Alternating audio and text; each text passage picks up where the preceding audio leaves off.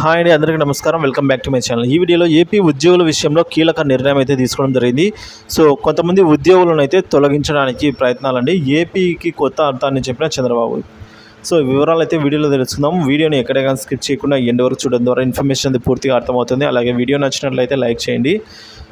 CM Chandrababu ప్రక్షాళన చేపట్టారండి. గత ప్రభుత్వంలో తీసుకున్న కొన్ని కీలక నిర్ణయాలపైన అయితే ఆయన ఉక్కుపాదం మోపుతున్నారు.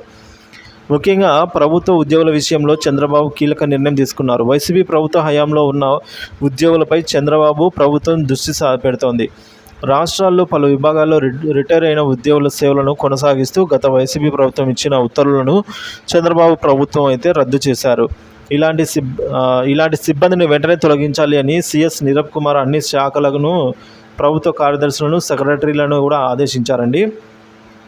అదే సమయంలో ఇలాంటి వారిని తొలగించి దీనిపై 24వ తేదీలోగా నివేదిక అందజేయాలని సంబంధిత అధికారులను చంద్రబాబు కోరారు. ఎవరైనా రిటైర్డ్ ఉద్యోగుల సేవలు ఆయా శాఖల్లో తప్పనిసరి అయితే నిబంధనలను అనుసరించి కొత్తగా ఉత్తర్వులు జారీ చేయాలని అధికారులు సూచించారు.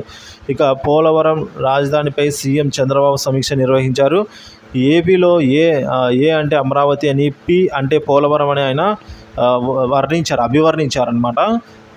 గత ప్రభుత్వం ఈ రెండింటిని పూర్తిగా నిర్లక్ష్యం చేసిందని, ఇప్పుడు వాటిని త్వరితగతిన పూర్తి చేయాల్సిన బాధ్యత తమపై ఉందని చంద్రబాబు చెప్పుకొచ్చారు. తప్పు చేసిన వారికి శిక్ష తప్పదంటూ వైసీపీ నాయకులను ఆయన అయితే ఈ సందర్భంగా హెచ్చరించారని చెప్పాలి ఫ్రెండ్స్.